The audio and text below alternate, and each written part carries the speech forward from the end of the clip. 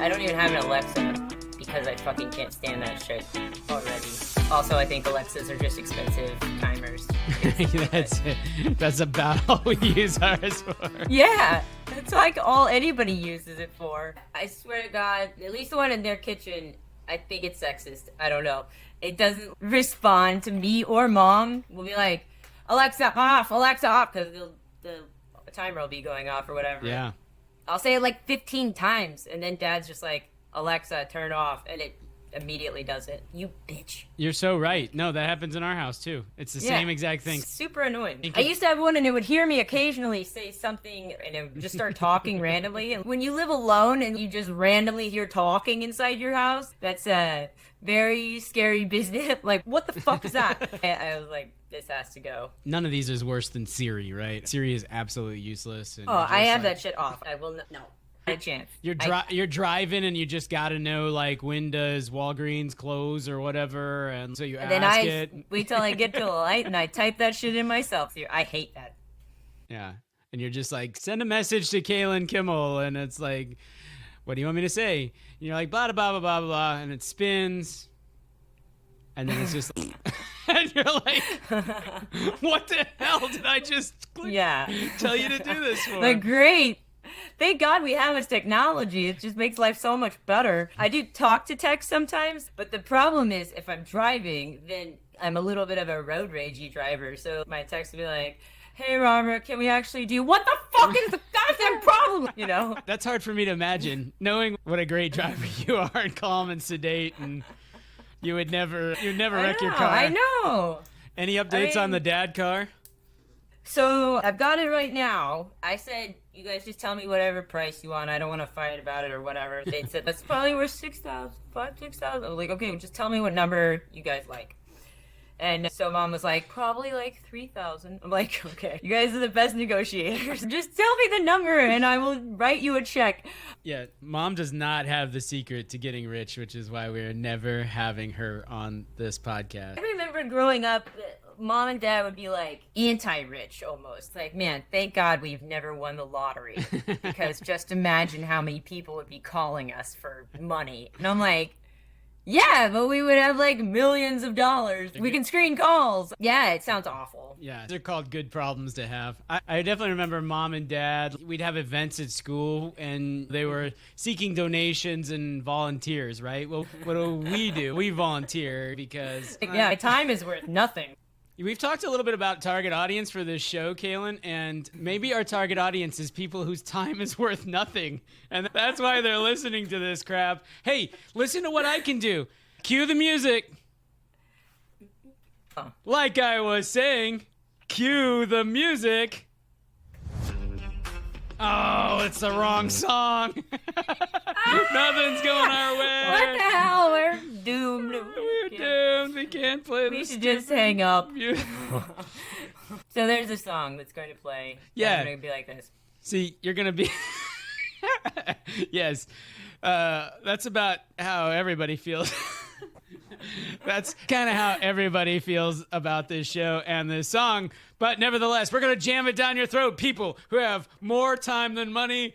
This goes out to you. Cue the music. Yes!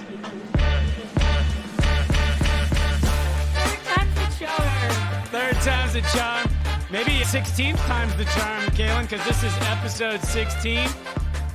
Today is July 30th. It is indeed a sweet 16. July 30th, 2024. You are listening to Robert and Kalyn Get Rich. I'm one of your hosts, Robert Kimmel. I'm the older brother. This is my co-host, Kalyn Kimmel, the younger sister. We have two parents who never come on the show, never even bother listening to the show. This will be the one they'll listen to, but I guess we've been a lot harder on them in past shows than today. But we are here to talk about money and life and just anything that we feel fit. Good things. Today is an episode where we've crammed it in because I know to all our faithful listeners out there, both of you, you missed last week because Kalyn was sick. So we're a little late because of that. We're a little early because of my vacation tomorrow. But you know what? We're going to put together the best podcast we can here today. But the one thing we're not going to do, what is it, Kalyn? give financial or investment advice. That's right. So don't listen to any of that. But there are a few things you really should do, which is... light Mexican candles. Yes, you should for sure do that. But another thing I would suggest is that you should smash the like button. Yeah, and the subscribe button. And send this to all of your friends and family, everyone you love and everyone you hate. So not only do you anyone you know, just send it to all. You have more time. This is time for a send all. Send all right now. Everybody in your phone book, like one time I synced my phone book and it synced all the calendars and stuff like that. So I have something like 5,000 entries in my telephone book, most of whom I don't know because they're like people Andrea worked with or connections at the company or things like that. Right. Yeah, so pretty soon 5,000 people are going to get an email from me recommending this podcast, and you should do the same. Hey, you mentioned Mexican candles, and I wasn't going to bring it up. We got to be choosy today because we don't have all that much time, but I was going to bring up something on Mexican candles, which is, here's an image of the one that I have in our drawer. I have two, as you can see, the Fast Luck candle and the Adam and Eve. Alleged.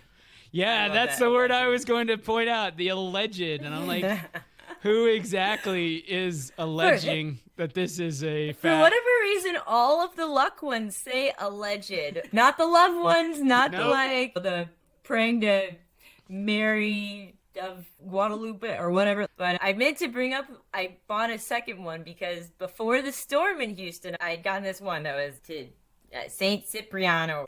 The prayer on there includes, please protect me from thunder and lightning and bandits on the road and like all kinds of other poison and the spears from my whatever. It's really weird. But I was like, I lit this right before the storm, and then I had power the whole time. I had internet the whole time. So I think that thunder and lightning protection. Thank you, Saint Cipriano. Yeah, so that one absolutely works. There's no alleged about it, right, Cipriano? So we they don't say alleged on that one. Yeah, but this luck candle's like, it's the manufacturer saying, hey, we're not saying this is lucky, but allegedly. I know. It's like somebody like lit it and they were like, okay, now it's on. I am about to like cash in my 401k and throw it all on black because I know I'm going to double up my money. And they're like, damn you, luck candles. I thought this was a sure thing. You said I'd be lucky. It says right here, fast luck in money and love. And I lit it, and I lost all my money. Yeah. And now I'm destitute. My wife left me.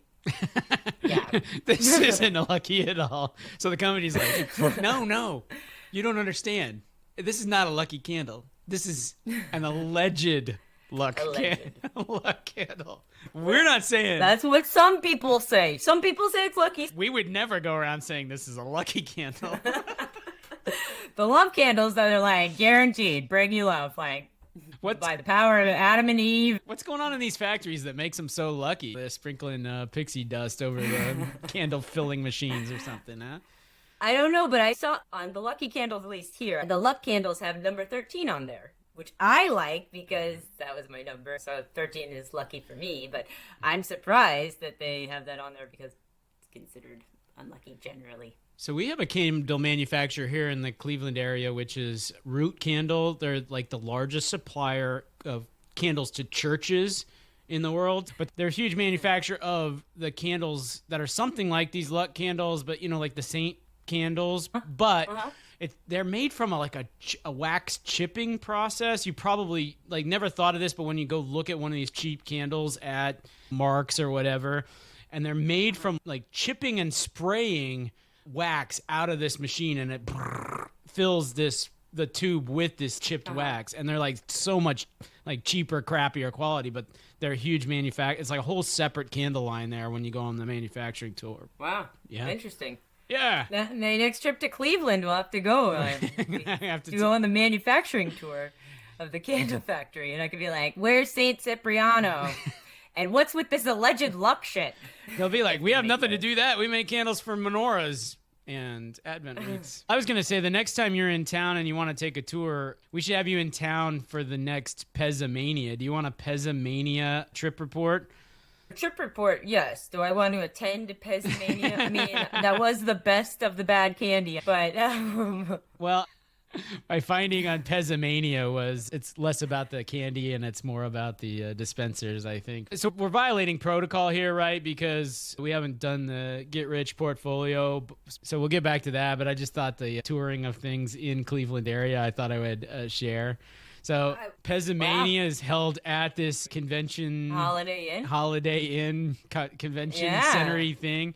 And I rolled up to the parking lot and I was like, this is a Saturday morning, mind you, when a Holiday Inn in the business district of Independence, Ohio is not usually chock full of cars. Not popping? Yeah, not popping like this. And I was like, all right, am I in the right place? And then you start to see cars like this. Oh my gosh. And you're like, something like the little Pez sticker up in the window, like you might have a soccer ball sticker like that or whatever, but the but a custom license plate Pez head, and then of course you have to have got Pez because it's not clear. Yeah, I like the Pez head on board Pez collector stores. Gosh. That's obviously a business, so if you're going to start a business, you might as well make a wheel cover and promote the hell out of it, so I get that. And they're at the right place. That person makes sense for the Pez convention. If you own a Pez collector store, then... Absolutely, you're in the right place. The person on the right, you can see they drove in from Wisconsin, which was pretty common for this parking lot, by the way.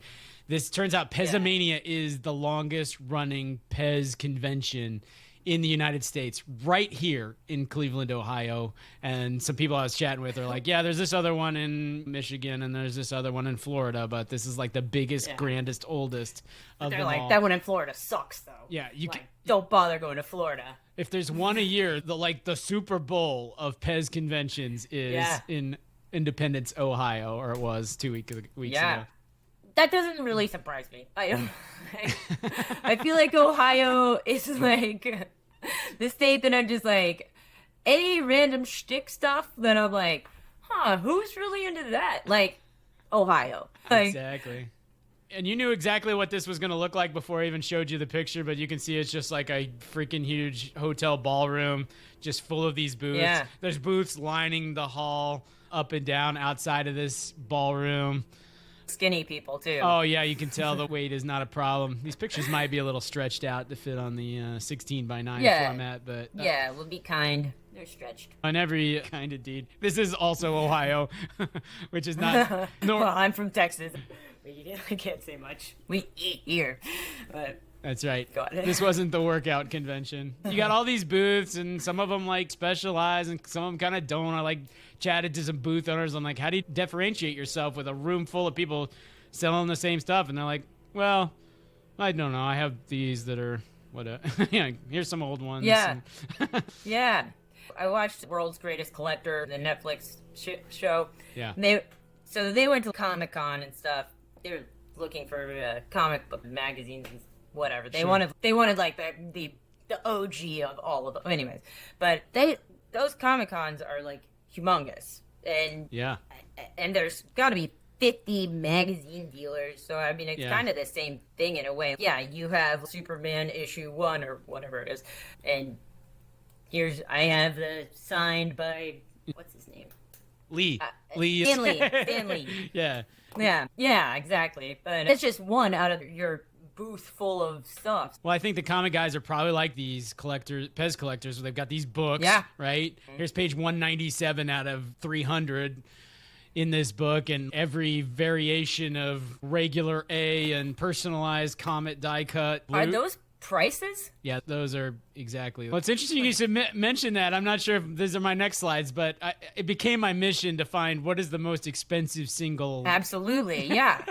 Give it to me. I've got to know. If we're going to get rich, we got to find the most expensive thing. Okay, well, hold your horses. We're going to get to that. This is what like all the booths look like, right? Just Pez after Pez after Pez and some Pez paraphernalia, right? You can buy the gun that shoots Pez. This is for sure out of the 1950s, right? Ray gun. That's kind of fun. You're like, open your mouth. Like, I don't. Pew, pew, pew. I don't think you could get away with selling this today, you know? Yeah, exactly. No. Here, come here, brothers and sisters firing this into each other. Yeah, totally. You're like, open your mouth, Kalyn. like getting my tonsils knocked out. Choke on it and die. You're like, flying Pez. this is the worst Pez disaster in the history of Pez. Kalyn Kimmel dies at age 4 because her brother shot. Yeah, her brother being tried as an adult at 9 years old. For shooting Pez at her. Yeah. Another way you can differentiate yourself at your booth is like you can make your own. So this guy like has a 3D printer and all these are made and they're pretty sweet. So did you ask him what brand his 3D printer is? No, I didn't. Why would I do that? I missed the joke. Because of a company that I bought stock in, 3D, that I still own. He's like, I don't know. It's got a DDD on it. I don't know. Is that? That's it. At last, we're making him turn around. And finally, only took 15 years. DDD finally found its niche, which is nerds who really want to make their own Pez dispensers. Yeah. You can make Pez art. Of course you can, yeah. Which is all this custom stuff. It's like, wow. I'm surprised they don't have any of the gummy bear art that's no longer available on Etsy. So Pez dispenser love. Exactly. Well, look at the one on the far left, upper left. That looks like Pez dispenser love to me. Also, Animaniacs. Also, just blatantly stealing other people's intellectual property. Totally. With Wolverine that's and what you do, right? Chucky and the Gremlins and the rest. Yeah, Chucky, but that's Pez. Whatever. Of course, you can get all the paraphernalia, all the really old stuff. These are like original Pez containers on the right. Before they came out with Pez dispensers, they had Pez containers like an Altoids, basically. Yeah. And it turns out that they didn't have fruit and candy flavors. Originally, they were just peppermints in a can. So they were Altoids. This is like Altoids in the 1920s, yeah. Pez itself, they started in Austria, and Pez, the name, is a shortened form of peppermints. It's Austrian? Okay, pause. Wasn't that the shortened word for Easter or something like that? Yeah, so I'm detecting a theme. This is all part of the Illuminati's, the German, Austrian... Yeah, the Germanic languages. Infiltrating the minds of our youth through their candies. And it's like, we trick you because subterfuge. That's right. To sell you shit, we make it very short. Yeah. Yeah. This reminds me of Antiques Roadshow also because they're like, at the right auction with the right buyer. And I'm like, who wants the original, the Pez container? I want it mint. I want it sealed. No one ever opened it. I want the candy still in there from the 20s. And I will pay unlimited amount of money. Just name your price. Yeah. Yeah, I don't know. I think the typical story, I think, goes you get a bunch from a relative who passed, or you're at this thing and you buy one, you find a soccer ball one, so you really like that, or a University of Houston football helmet one. Yeah. Yeah, I can see you wanting like one. I saw in one of your pictures they had soccer ball, and I was like, oh, that's the one that I would have picked if I was going to buy a Pez dispenser. Yeah. But to want super old school, something that's never been opened and that... whatever. And this I feel is true with all of these kinds of items. Like anything that people are like, I want it from the 20s. Yeah. Still sealed. Yeah. New in box. And I will pay thousands of dollars for something that should be 5 cents. What do you even do with it? Yeah. Hope it continues to appreciate and that somebody else is a bigger sucker than you are and I'm willing to pay more. Kalyn introduces the greater fools theory in the world of Pez. That's exactly right. Well, listen, Pez is tailor-made for this type of scenario, right? Because there's a million of them, a million different designs, different ages, different qualities, all this stuff, right? Like in my search for the most expensive items, right? One hint I got was like the dispensers and stuff like that. Like this stuff, the paraphernalia, could be worth a lot of money. So the spinny thing on the left is $900, and the topper itself is $450 with the merry-go-round children. On the right, the Pez condom machine. 25. Yeah. You being a girl probably haven't seen as many of these as I have in the men's rooms. Well, we have our own, but they're with tampons and less fun. The Pez tampon dispenser. Like, you're at the bar, you're freaking lit up, you're peeing, you're just dying to have a Pez to put in your rooster. I'm like, man, I could really go for something small and sweet, but very strong, and I don't want to touch it. I just want to open some so I can take it out of the container, because it tastes better that way. And unadulterated. Well, if you want that, then you have to Einwurf 2 und Sven 5. So Doppel Pez. Doppel. Yeah, this is a double box. You get a double box, and so that's for 2 times 10. Fund is cents, basically. So for 20 cents, you get your Doppel thing. Anyway, take note of this Pez woman, because she's like on a lot of stuff. You may have picked up on it already, right? And you can and that's $2,500, huh?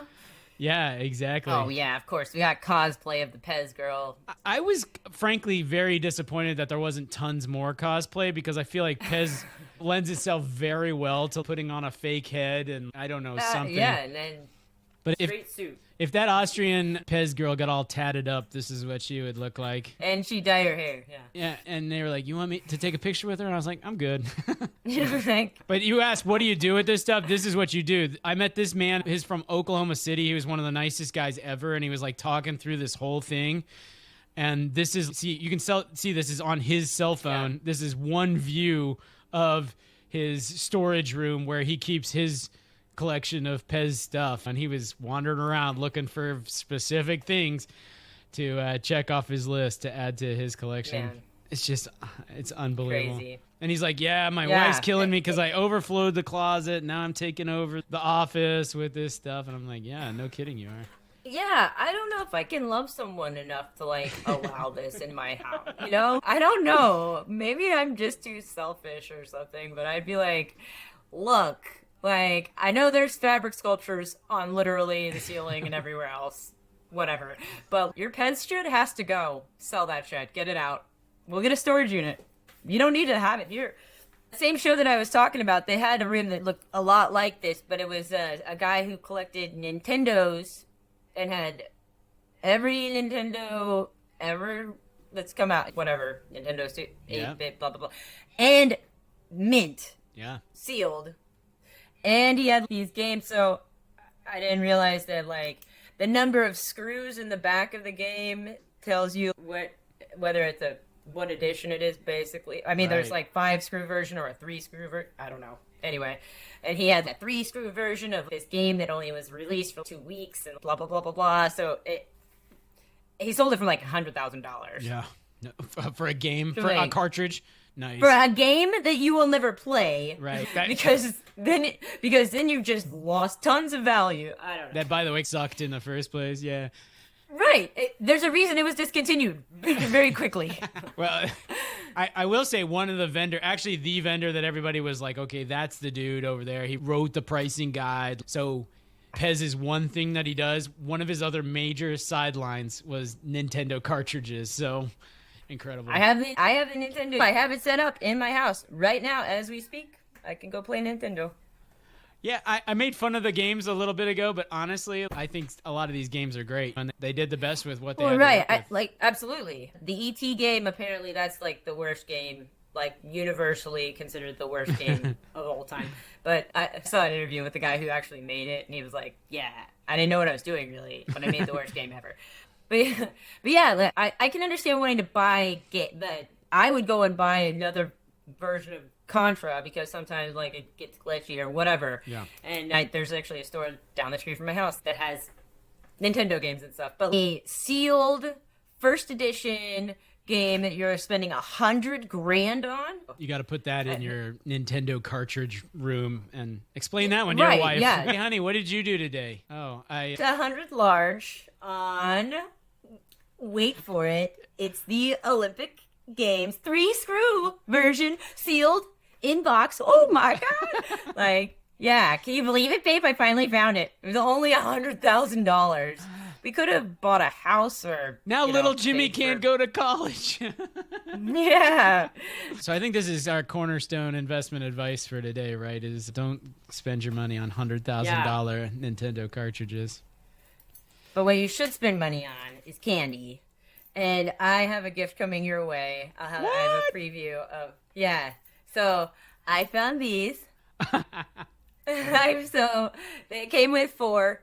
I thought they were funny. The red one is red, pink, and I think yellow or something. So I thought you might want red. So I'm sending that your way. And also while I was there, I found it was in a 5-pack, but I felt it goes along with our mac and cheese. This is a face mask. Oh.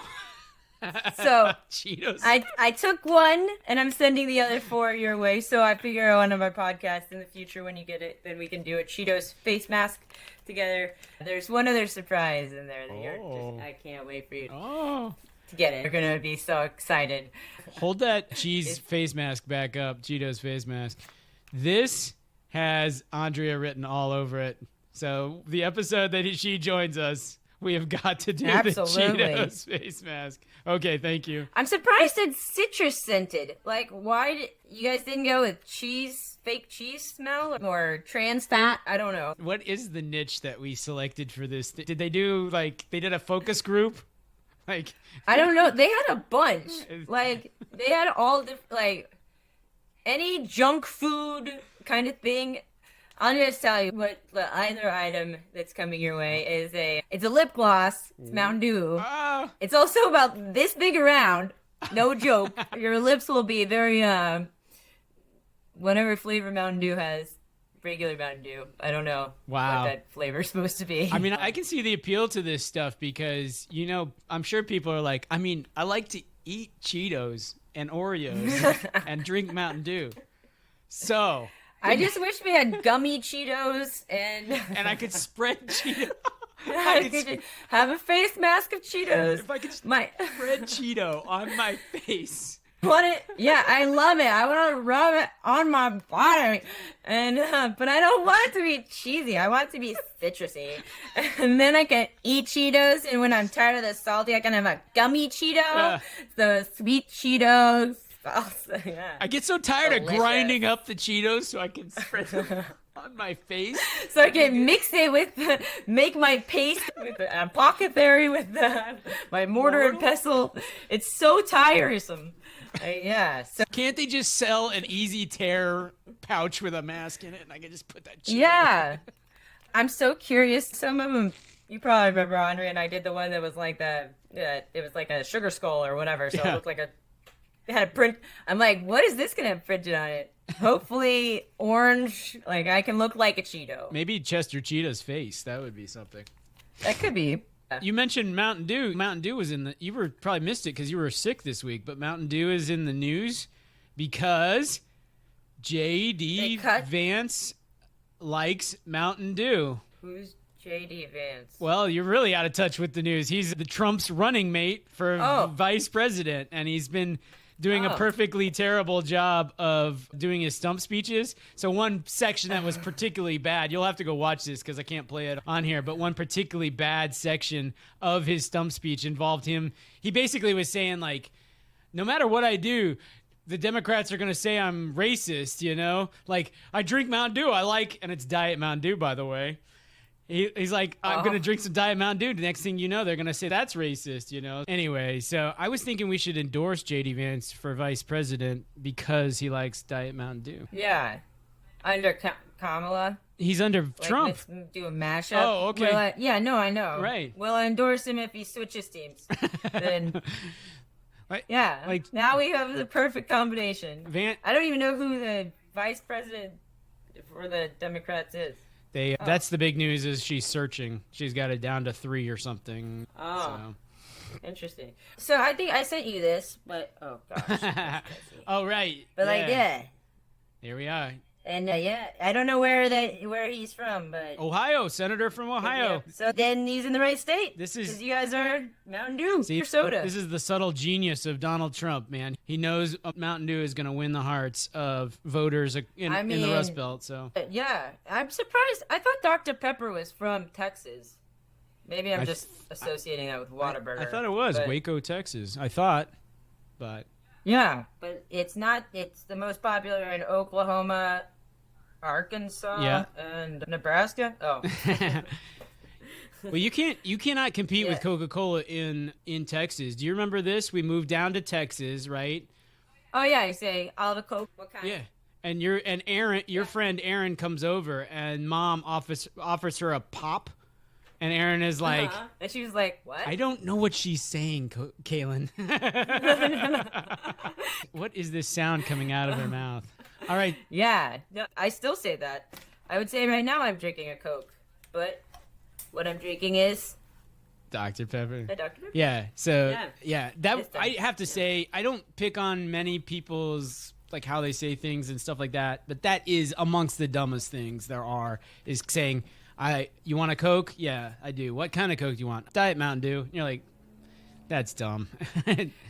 Yeah, I guess since I'm inoculated, whatever.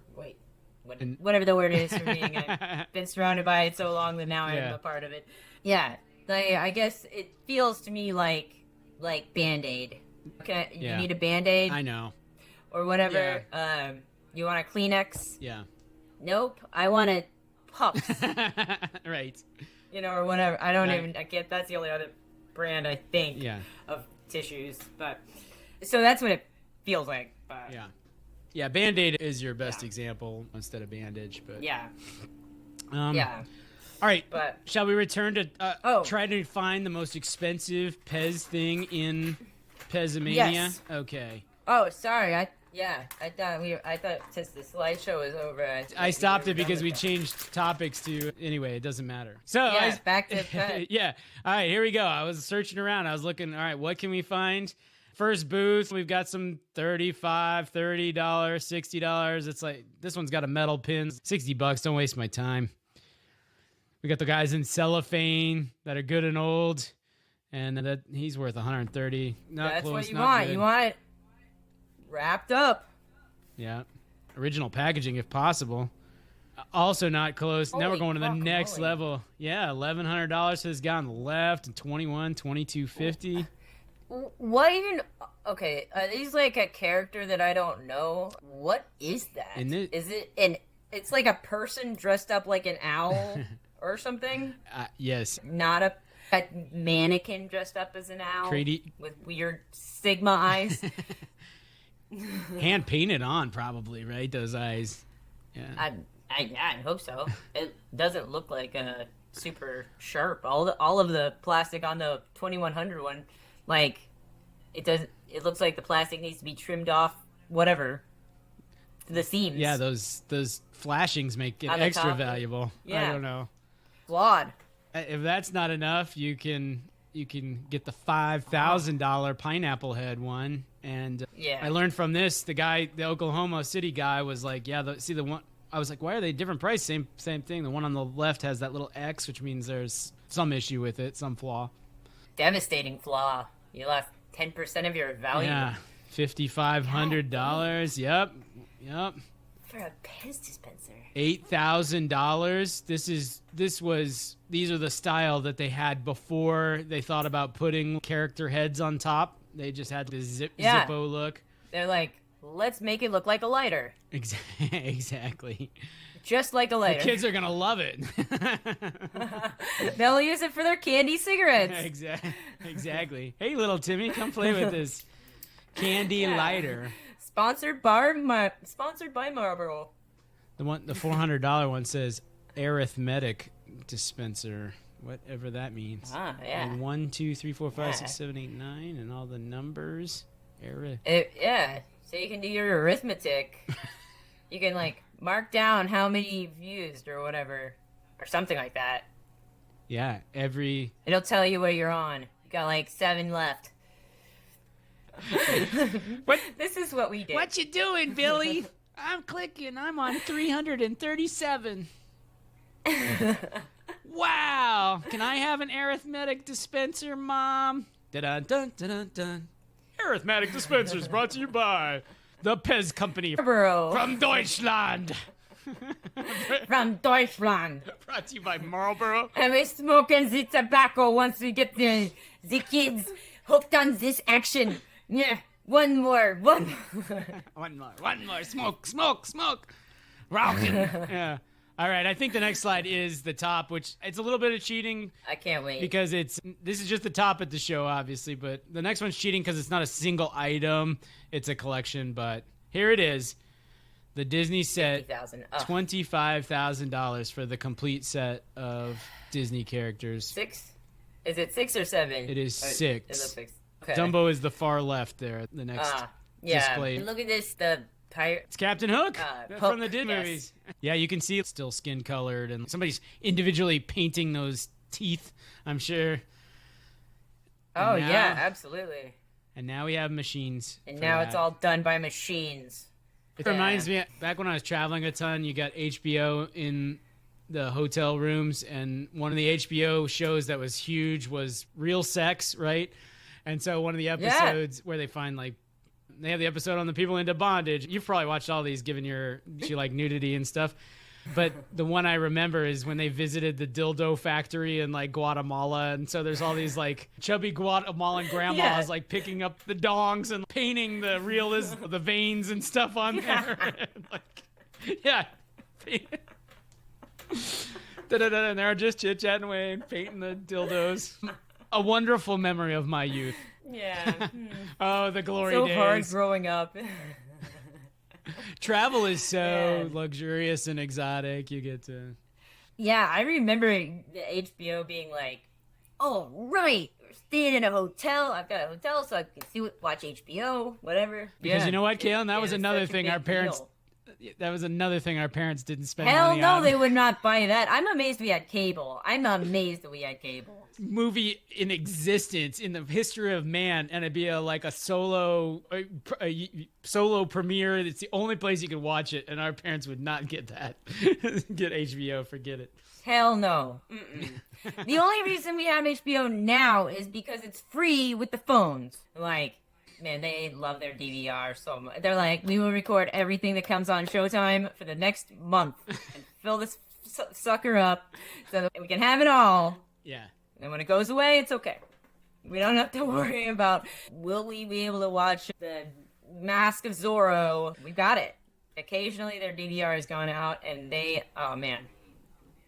I will hear about it for like weeks. They're like, well, we had that episode of Sunday Morning that had the elephant and the dog that were best friends.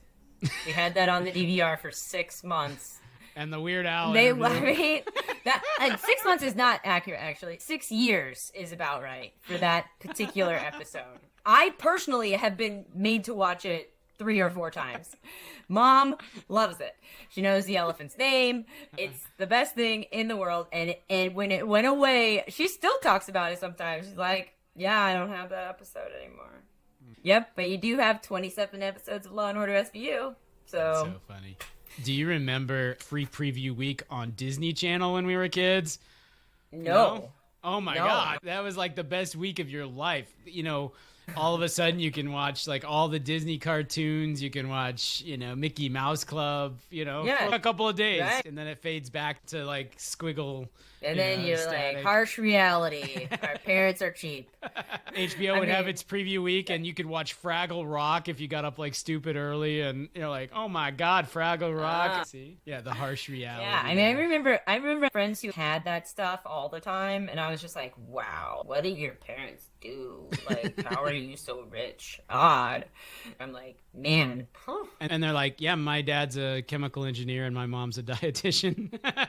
They're just not as cheap as yours. Yeah, right? But, yeah. Hey, it's not all bad. I mean, you inherited that frugality and... Oh, no, yeah. I'm sitting here going like, well, when I said spending $50,000 on a game, I'm like, man, let me think of the things that I would part with $50,000 for. There's not that many. They're big things, like a car. I mean, I would not want to do it all at once either. I would be like, why would I pay $50,000 cash? But down payment on a house. Yeah. But there's Birkin bags on Poshmark for $50,000, like a bunch of them. I just looked last night at this, and I'm like, a used purse for $50 large, and you're buying it online? You're like, I trust this seller. They didn't do anything. I don't know. They're rated 4.3 stars with 17 ratings, so what's not to trust? Well, I mean, yeah, they have the one Birkin bag that I want, and I'm gonna have to walk my ass to the bus stop and stand there with my fucking Birkin bag because I won't be able to afford a car. But I mean, I don't know. There's a lot of them listed on there too. Somebody told me just the other day that like the Goodwills of the world are getting smarter about, filtering. They are. Yeah. What have they implemented? They've started Which selling sucks. stuff online to directly, right? Yeah, but you remember. So some of them sell online. There's sorters or whatever the people who like put price tags on. Now they all have boutiques or whatever, and so they don't know all. Like, of course, they don't know all the brands because nobody. I don't even know all. I don't know all the brands for sure, but Yeah. Now it's like it's a lot less common that I got those Prada boots that were like brand new. And they were like the same price as all other boots. Like maybe they were $12 or something like that. But that would not happen now. Like they would know that brand. They know Lululemon for sure. So a Lululemon tank top is $20 at Goodwill. And I'm like, I can't sell a Lululemon tank top for $20 on Poshmark. So I don't know why Goodwill thinks it. But I don't know. That was one of the big creeps of thrifting was like you're taking... that profit is money that should have gone to Goodwill and the charities that it supports, right? And I was always like, my view is always, this is not on the person taking advantage of this scenario. If Goodwill wants $200 for Prada boots instead of $12, I'm not stealing from Goodwill. Yeah, or the I'm people not that are like supporting. putting it in my purse. They're still making the money that they request this amount of money. I give them that amount of money. Like. Right. If they're too dumb to know how much money the Prada boots are worth, then that's on them. But if they have this Absolutely. they have these sorters that man this boutique, man, you got to do cavity searches or something. I mean, so some of these items. And so it varies store to store. So I've noticed my regular store where I got the R&K evening velvet shirt that I'll wear for our nighttime podcast. Robert and Kalyn at night. They're Robert and Kalyn at night. But you'll have to wear a top hat and tails, so we can both be fancy. But yeah, so a couple examples of brands that I end up selling a good amount of on Poshmark are Vince and James Pierce. Okay. They're just plain t-shirts for the most part, but Goodwill does not know that brand at all. So I can still find that. They also took away the 75% off day, which broke my heart. Wow. But they opened discount stores. Oh. So you can go and buy things by the pound at these places. Yeah. Which is crazy because those places will have just as good as stuff. I found a Dior trench coat. Yeah. Had to be more than $2,000 originally. Yeah. I found that at the by the pound place. And after 2:00 every day, they're like, all furniture is now $5. So you can kill any. They have tons of furniture in there too. That all looks awful, but it's all $5 after 2:00. They also don't have enough carts, and people go, and you can tell people go, and they spend the day. Like they'll roll out like a row of bins that are just like overflowing with stuff, and it'll be like a family of 4.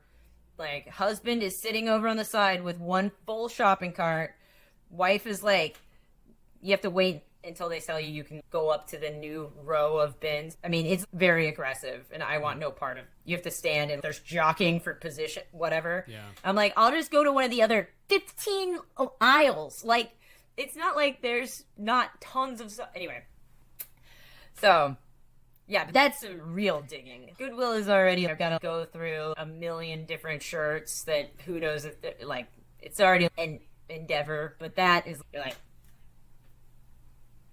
yeah, so, but sometimes you find good stuff, so if I'm in the mood for it, then, it's like cleaner dumpster diving. But the game, the game is still on, though, anyway, so. All right. Yeah. I think, you read my mind, Kalyn. The world is dying to know what is the update on the 5-pound gummy bear. For new listeners, I don't even know how to explain. For new listeners, this is our thing. I'm seeing how long it takes for me to eat a 5-pound gummy bear. Yeah. One bite per podcast, and we missed a week. Yeah. Due to illness. I was being sick. I was not in the mood for gummy bear. For stuffing my face into a gummy bear. It would be something to see one of those competitive eaters go at one of these, you know? Like the guy who eats the hot dogs and stuff. Yeah. I mean, they eat more than this. They just be like... and then just like swallowing whole... Yeah, I can't think of the guy's name. The hot dog eating guy. Joey Chestnut. Wins every year. Joey Chestnut. Joey Chestnut. I'll put my dick on your chestnut. The cuisine champion. What should we do? We should look at our portfolio, right? Yeah, I think we should look at our portfolio, see how we're doing. It's been a while. It has been a while. Hopefully. Don't get your hopes up. You probably missed this as you were sick too, but it's been an up and down ride for the stock market over the past couple of weeks, including today, mostly down. So for new listeners, every week we pick something to invest in, typically on the stock market, but it doesn't have to be. And so we have a portfolio going currently with something like 14 positions. We're up today. Yes. Lifetime. We are down. We've made $30 today, but down $3.40. That's all right. Exactly. Our option in Denison Mines today, it's back up to 15 cents. It had fallen to 14 cents. So we're back in the green there. Okay. Fannie Mae has been tanking ever since it looked like Harris actually has a chance to win the presidency. Cameco has been a dog, down 18%. Yeah. I know from personal experience that uranium is sucking right now, down these kind of numbers. Oh. I don't do this too much, but I've been thinking about like topping up, buy the dip. I don't know if that's smart or not, but anyway. I never know if that's smart. I'm too much of a chicken. Well, here's the God's honest truth, Kalyn, is we don't know if any of this is smart. So, yeah, clearly. If you listen to this podcast, you don't know if it's smart either. Yeah, we're just figuring it out, seeing what happens.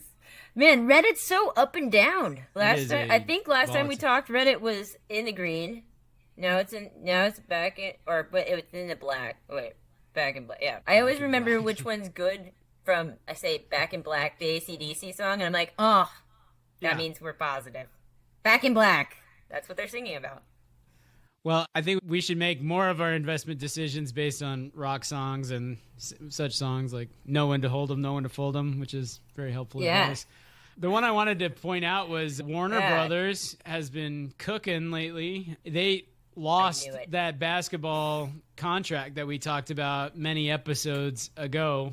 So they are out and Amazon is in. But they're suing because they believed from their contract they had the right to match. So we'll see how that plays out. So I would have thought Warner Brothers would absolutely have tanked on this news that they lost the basketball contract, but it has been soaring. So that shows you right there what I know about investing in individual stocks. You're going to be winning over customers. They're going to drop if you're like, I need basketball. So I guess that, Warner Brothers got to go. Not going to have that. I'll just do Amazon. Yeah. Now. Warner Brothers' strategy was like, we'll get them in with basketball, and then we'll convince them to watch National Geographic. Dr. Pimple Popper. It's genius. So why don't we do the scam of the week? So I did more research on this one, and it turns out it is still, to date, the largest ever mining scam that's ever happened. That sounds like a real, niche scam area. Mining scams, is that a common scam? How he ran this scam is not entirely new. Michael de Guzman is a Filipino geologist working in Indonesia, but he kept being passed over for promotions, and so he decided to go out on his own. One of the islands in Indonesia has the largest gold mine in the world, and so he went nearby to the island Borneo, and he did a couple of digs and found, through networking with another geologist friend, he was like, dude, we got to get some investors. And the guy's like, I've got you. I'm Canadian. I'll set us up. And so he found somebody give him $80,000 to buy this land. They drill down and have a big column from the earth. And so he sends off the sample, and he used his wedding ring and shaved off bits of his wedding ring. He does it just right. He sends it to a bunch of different labs, and the investor gets him on the stock exchange there. Over the course of this scam, he had to buy $61,000 worth of gold to do all this, by the way. He had to keep finding new sources of gold, which is ironic because he was mining gold. Anyway, so at that point, the stock's worth nothing. It's penny stock, right? That stock's now worth $30. So the investors are really excited. And he's like, time to expand. Let's do a second mine. So he buys more land and right by there, and he does the exact same thing again, all fake, but this time puts in a little more gold in and announces that it is the largest deposit of gold in the world. And investors go cuckoo for this. The stock price increases up to $300 a share. At this point, the Indonesian government is like, you are making all this money and we're not. They say, well, we're taking 55% of these mines. So now de Guzman is like, fuck, because now there's going to be other mining people like mining in the same space. And so he has that fire. So he loses all the records that he has, but he doesn't want to lose his value. So he decides to up the ante. And so how does he do that? Well, we had a little miscalculation when we said we thought we had this much gold. We were wrong. We were under by 25%. And so then the stock prices shoot right back up. Meanwhile, this competitive company is like, hey, so we drilled right next to where you drilled and we didn't find anything. So what's up with that? And he's like, shit, okay. And he goes back to Indonesia, and this is where things get real crazy, because he's taking a helicopter and it's apparently just him and the pilot, and then the pilot turns around and it's just the pilot. This is when they're like 400 feet in the air over the rainforest, and so people are like, he killed himself. Or did he? Apparently, if you're gonna choose a country in which to fake your own death, Indonesia should be right at the top of your list, because you can pretty easily pay people off, get a dead body from a morgue, blah, blah, blah. A manhunt gets going. After 3 days, they finally find him. Well, only one person has ever seen him that identified him. But his hands and feet and penis were surgically removed, and then he'd been eaten by animals. So it was like his family never saw his body or anything like that. So there's a lot of people that think that he paid off the pilot or whatever. The other geologist had been taken to court, but he was found not guilty of fraud. Apparently that guy, who also had a cool $100 million, he lost all of it and died penniless. He got divorced. Silly rabbits, you can't be scamming people and not have a prenup. It's rookie. So yeah, his Aussie ex-wife got at least half of it. But yeah, at its peak, the company was worth $5 billion. Stock's trading at 300-ish. There's 5 or 6 women that claim to be his wife, and a number of them are still getting money very regularly. So that's more reason to think that he just absconded. So that is the story of Michael de Guzman and Bree X. All because he couldn't get promoted. Yeah, I was just thinking about that day in the office when he gets passed over for promotion again. He's like, fucking done. You know what I'm going to do? I'm going to scam these motherfuckers. He's like, I am going to get mine for sure. So yeah. I think he was like, this is going to succeed. Like, whether it's going to succeed legit or not, whatever. He was very crafty. Amazing, Kalyn. What a scam. So if you want to get rich, do your math, do your homework, do a good job mixing gold into the dirt, and most important thing we learned from that is get a prenup. If you're going to be shady, get a prenup. Cover your ass. Let's do podcast recommendation of the week. I'll make this brief. I've been thinking hard about this because I was like, do I want to go like newsy political or do I want to go investing? And I think just with the events of the week, I decided to go more political. Like I said last time, when I think about podcasts that like jump to the top of my queue, if there's an event like Kamala Harris becomes the candidate of the Democratic Party, the podcast I want to listen to for review and to see what his opinion is the Ezra Klein podcast from the New York Times. I know back to back of my podcast recommendations have now been this left of center, liberals, right? They're sort of both moderate Democrats. But I was kind of thinking about that. I was thinking, well, I think the guys that are more in my lane, I would be bored not being a little bit challenged by these points of view. Obviously, I'm not going to watch the, Andrea Cortez, the Bernie Sanders podcast is not for me because it's just, we want to go back to socialism and stuff. I'm not going to listen to that. Yeah. And I'm not going to listen to the far right-wing nuts either, so I want to hear those opinions that are just a little challenging, but not too challenging. And so I think Ezra Klein is another one of these just moderate, reasonable, as willing to pick on the Democrats further left of him as the people that are right of him, the same as Bill Maher, who I picked the previous week. So my podcast recommendation to you is the Ezra Klein Show from the New York Times. Check that one out. And with that, Kalyn, that leaves us 1 point left on the agenda, which is what the hell is in Kalyn's portfolio? What the hell is in Kalyn's portfolio? The ticker is the letter S, and that's it.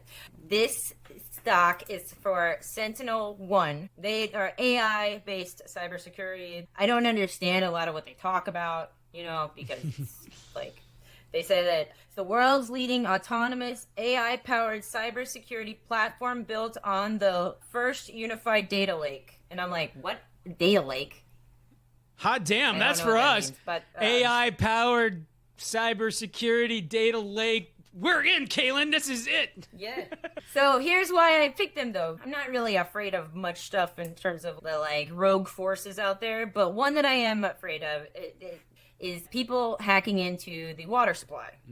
This has happened very recently. There was one in January of this year in the Bay Area. There was one in Florida a couple weeks after that. All of the systems to make our water potable, hackers can go in and be like, oh, let's increase the lye in this to a poisonous level. And then that's what's pumped out into all of our homes. If you imagine one of your more rural water stations, it's basically 2 plumbers in a community center. That's it. Big cities, you're probably fine. I'm probably fine realistically if something were to happen because we have full-time staff at the water treatment facility. So anyways, Sentinel One is one of the biggest companies that tries to protect for things like this. And on the business side of things, though, this week, CrowdStrike, they had a big fuck-up. And they had a really big bug. And so this is their number one competitor this week that, basically all confidence has been lost in them. And so that's good news for Sentinel One. Doing it's great. Such good news. They've dropped 8.5% over the course of the week. But the good news is you can buy the dip. But my more important reaction is the thought of North Korea coming in and being like, I know, we're going to go to Coos Bay, Oregon, and we're going to take over their water supply. And that will teach these filthy capitalists. Well, as far as fresh water goes, we don't have much. And when you talk about rural areas, then we start to talk about farmland and having huge amounts of crops that could potentially get destroyed, in addition to the poor farmers who are going to be drinking this poisonous water. And apparently these attacks are happening a lot more frequently. There was an article published this week. So it's Russia, China are the two that were mentioned most prominently, but apparently one was hackers in France, and I'm like, what? You're oh, mais oui. We will take on the rural water cooperatives in Kansas and Nebraska. I know just what I will do to the Americans. I will fuck with their water. In Nebraska. How do you say? Nebraska. How do you say? Nebraska.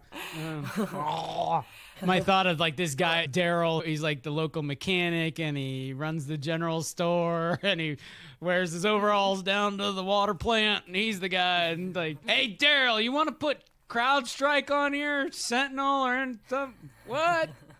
No, man. Put some more. What? Dump that bucket of lye in the top there. We're a little low. Yeah. One thing we really did well this episode, in my opinion, Kalyn, was lots of cultural sensitivity. Both in our treatment of the French and the people in Kansas and Nebraska. And the people in Ohio at the Pez.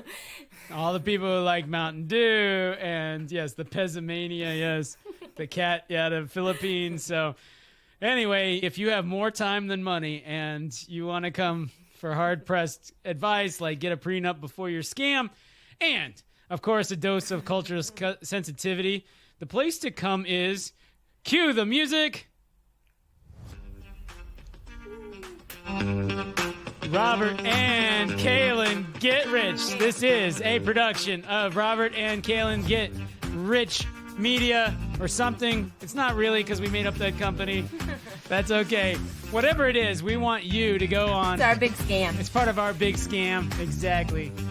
We want you to go on and rate us, review us, send us to all your friends, and invest $80,000 in our mine so that we can scam you with gold. Yeah. Do not send us an email. That's it. Robert and Kalyn Get Rich at gmail.com. Kalyn is spelled Kalyn. And make sure that one thing, despite us asking you for $80,000, that you do not construe any of this as financial advice. With that, Kalyn, we are done with our sandwich episode, squeezed between your illness and my vacation. Ladies and gentlemen, hopefully this has made your drive home a little more entertaining. And until next time, we will see ya. Bye.